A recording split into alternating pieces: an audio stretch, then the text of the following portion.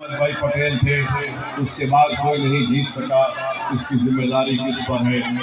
वहीं पर मेरे अजीज दोस्तों और बुजुर्गों, आप देख रहे हैं कि बीजेपी अपने हिंदुत्व के झंडे को लेकर आगे बढ़ रही है। लोकसभा की तादाद को बढ़ाने के लिए वहां पर एक बिल को लाया गया, हदबंदी का, डिलिमिटेशन का और महिलाओं के रिजर्वेशन का। वो बीजेपी के पास तादाद नहीं थी, इसीलिए वो कामयाब नहीं हुए। तो देश के प्रधानमंत्री ने कल देश के सामने आकर ये कह दिया कि माँ और बहनों से बड़ा ही गलत काम हुआ। प्रधानमंत्री ने कहा कि महिलाओं का भ्रूण हत्या हुआ है। हम नरेंद्र मोदी से पूछना चाहते हैं कि आप भ्रूण हत्या की बात कर रहे हैं। मोदी जी, क्या आपको याद है बिल्किस बानो कौन थी? बिल्किस बानो कौन थी? यही गुजरात की बेटी बिल्किस बानो थी। हामिला थी, प्रेग्नेंट थी। उसको महलूसी के घर के करीब के 11 लोगों ने उसका रेप किया और फिर उसके मासूम बच्चे का कत्ल कर दिया।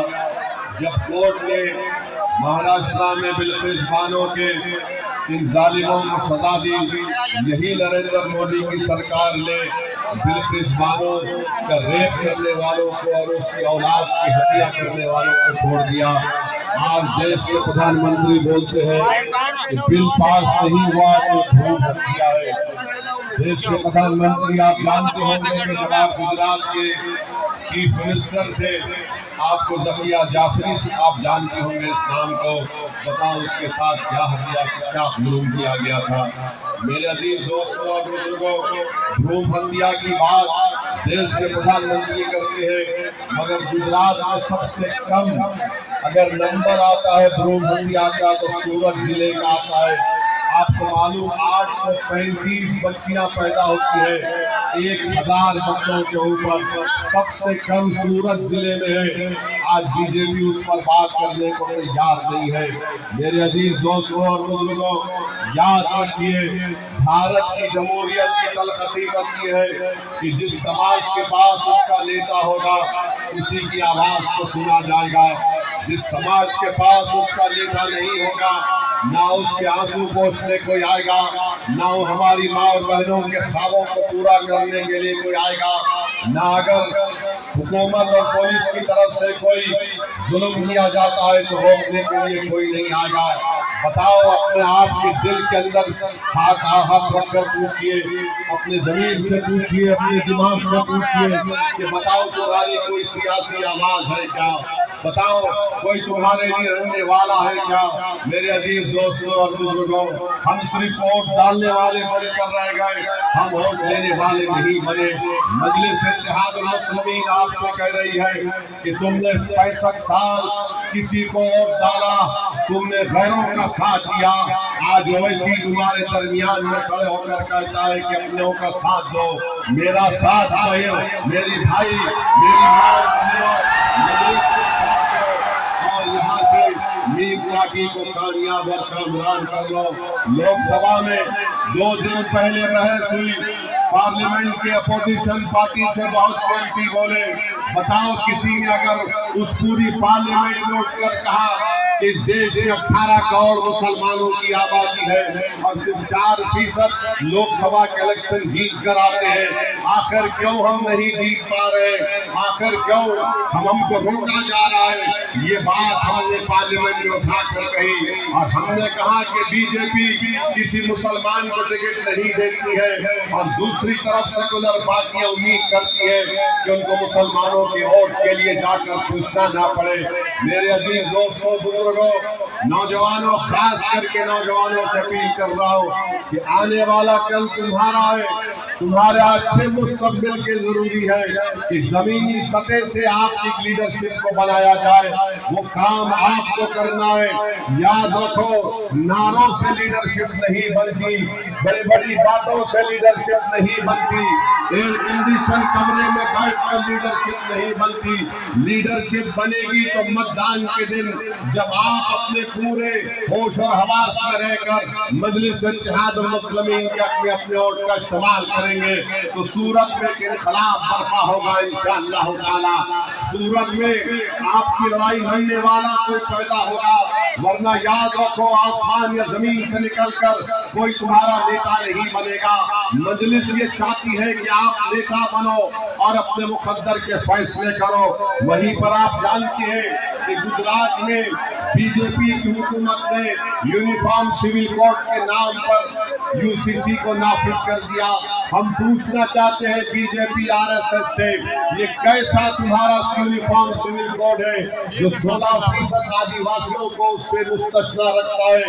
और ये कौन सा तुम्हारा यूनिफॉर्म सिविल कोड है जो हिंदू धर्म के कानून को मुसलमानों पर लागू करता है?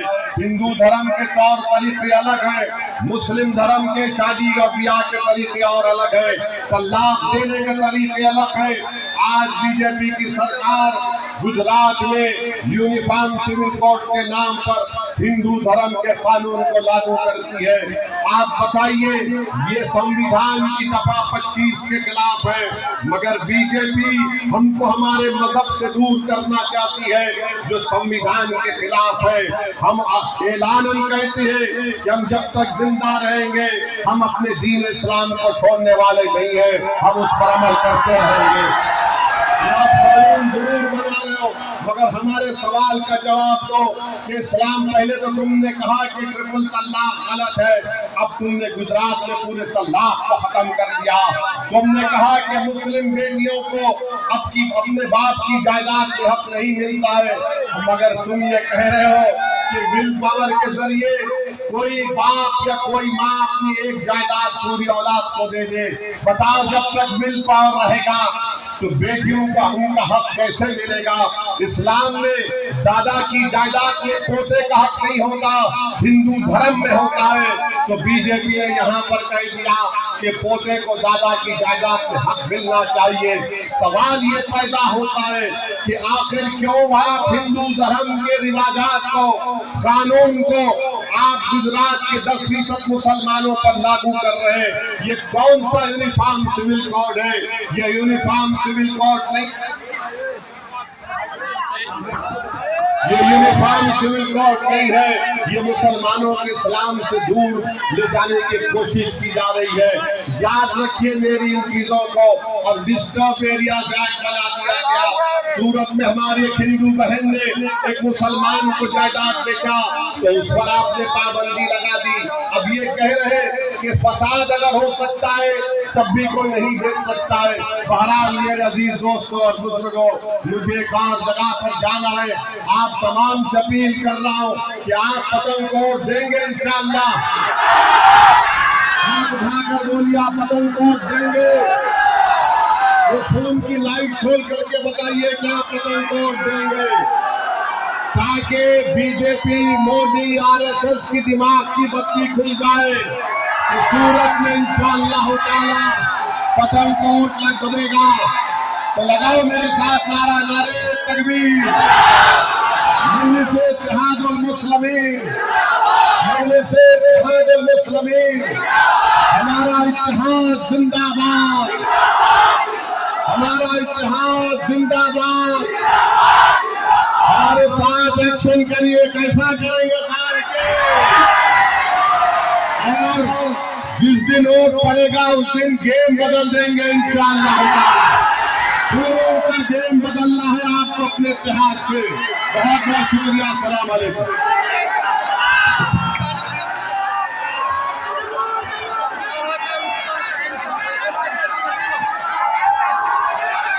आराम से भाई, आराम से सबर रखो भाई, आराम से जाने दो भाई।